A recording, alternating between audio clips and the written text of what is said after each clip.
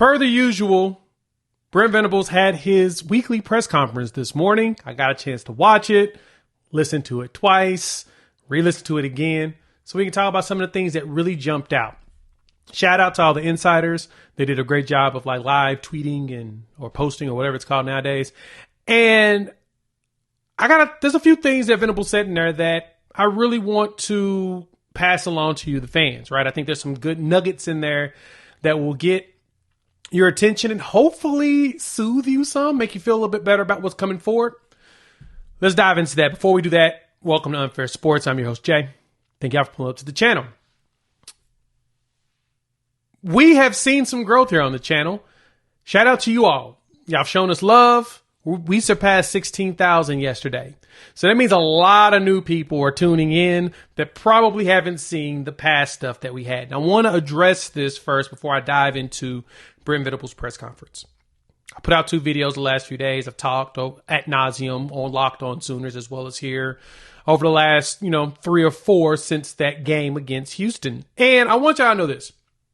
If you've been around, you know that I've talked good about Jackson Arnold. I've talked bad because he's had good. He's had bad. He's also is who we need the most as far as success going forward.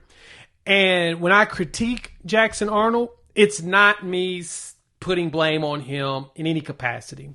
It's me pointing out some of the things and hopefully some nuances around what's happening with the team. Like, talking about how his top 4 wide receivers, which are going to be critical for him to play because they're all experienced and understand the system, hasn't really played this season, right? You lose Jalil Farouk as well as Jaden Gibson. Then you've got Andrew Anthony barely playing because he's still working himself back. And then Nick Anderson still has yet to play in a game. There's a lot of things, a lot of blame to go around. The wide receivers, I watched a couple videos of some play breakdown, especially the one on snaps, which was pretty awesome. You can see that there's a lot of blame to be passed because some of the wide receivers, especially the newer ones, just haven't established themselves skill-wise to where they're fully helpful.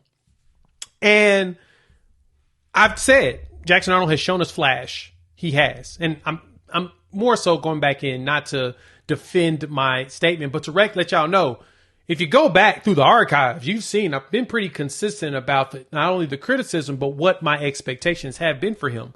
I expect Jackson Arnold to do a lot better in this system, but I also recognize that he's a true sophomore and he's only got 3 starts. It's going to take some time. Like, I have the patience, but we're trying to find ways and try to theory craft what would help him be better, hopefully faster, because SEC plays coming up really quick.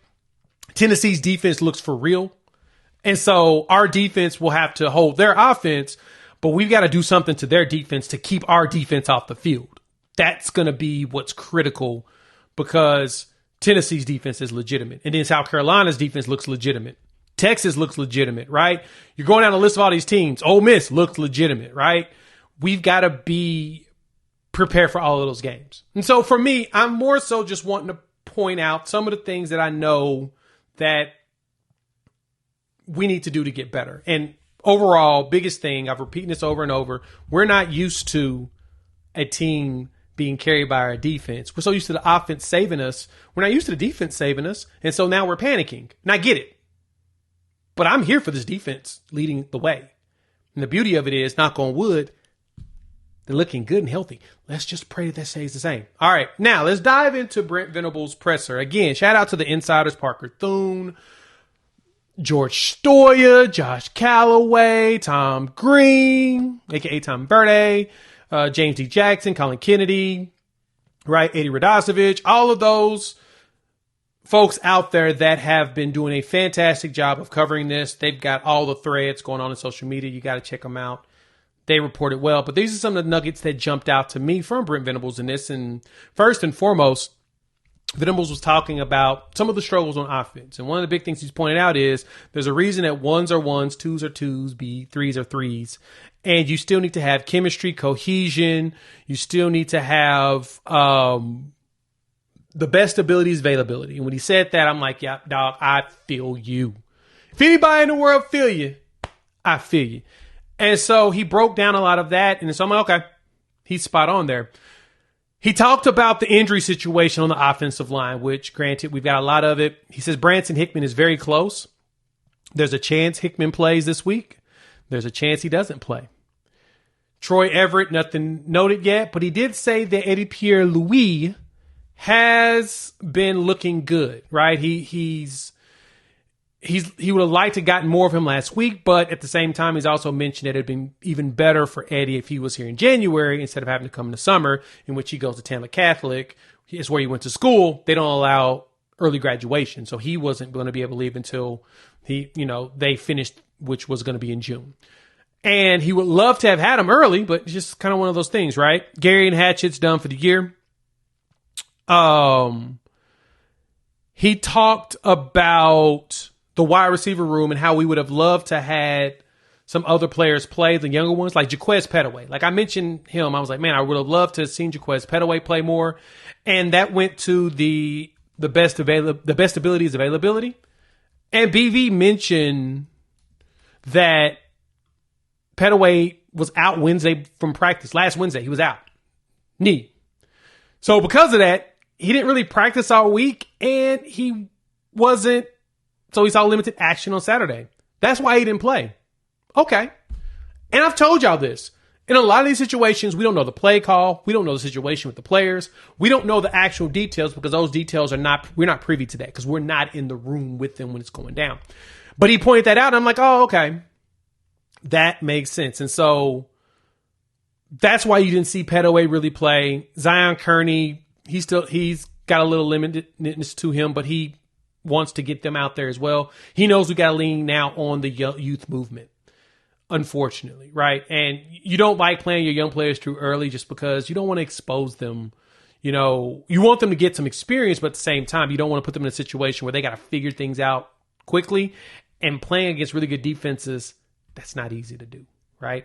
You can ruin people that way. Let's just put it that way. But you'll find out who's gamers, who's not. But he didn't dance around the thing with Branson Hickman. He said, for real, I don't know. He won't know until the trainers tell him, yes, you can go ahead and play him. We're waiting on that. And so now we're literally in the waiting game. So we got to be patient. He talked about Jackson Arnold and the offense, getting back to the basics. He talked about Jackson Arnold handling things, being tough, being a tough guy, and he's taking ownership, and he's doing a really good job of, trying to lead. That's always good to hear. And then, of course, back to the offensive line struggles. He talked about Bill Beatonbow, and he's like, hey, nobody knows it better than him. And nobody wants to hear that you're on your fourth center. It is what it is. And so he talks about the attrition piece. And the one thing that I know a lot of Sooner fans don't want to hear, they don't want to hear the quote-unquote excuses around that. But yes, competitive depth exists typically in your ones and twos.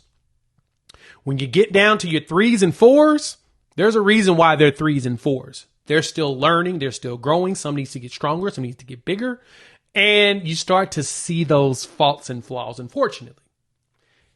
And that's something he pointed out. He's like, there's a reason why ones are ones, twos are twos, threes are threes. And there's a reason why certain players are on scout right now and some players are in your, starting rotation, right? And you're too deep.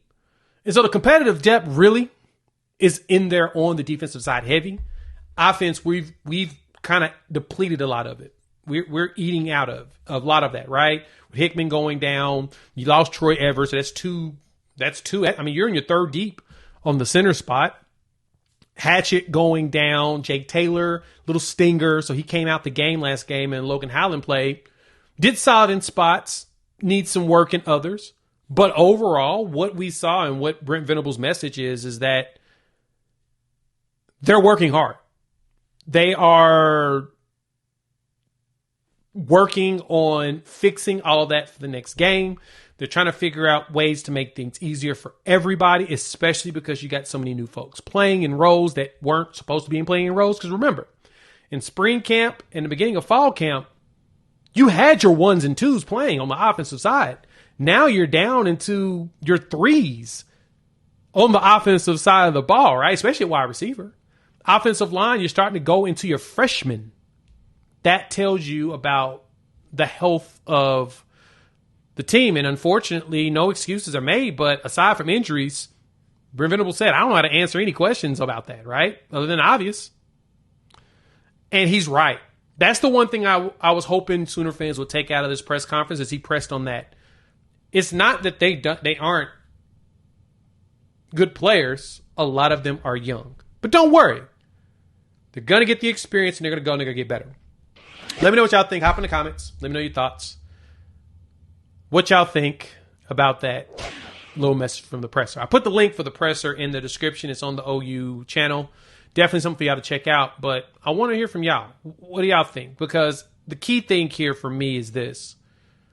That I know that we're going to pass blame around and we're not very happy. But the other thing to consider and keep in mind is Brent Venables and them are trying. And the defense is showing up. The offense is where we're lacking. And it's all because we don't have the dudes out there that we were supposed to have yet. They're coming. They're coming. The anticipation is we'll see Nick and Andrell soon. The anticipation is Troy Everett should be back soon. So this month, all of those dudes are supposed to be back this month. So if they come back this month and show up, if they show up for the Tulane game, man, y'all going to see a whole different offense. And then, of course, this is what fans are going to say. Well, why haven't we been doing this the whole time? Just notate that I told y'all that before. You made it this far, like the content, hit the like button. New to the channel, subscribe. We'd love for y'all to join this family of Sooner fans talking OU football, SEC, college football in general. Having a blast doing it. All right. We'll have some more videos later. If you got any questions, holler at your boy. I'll be in the comment section chopping up with y'all. And yeah, we'll talk soon.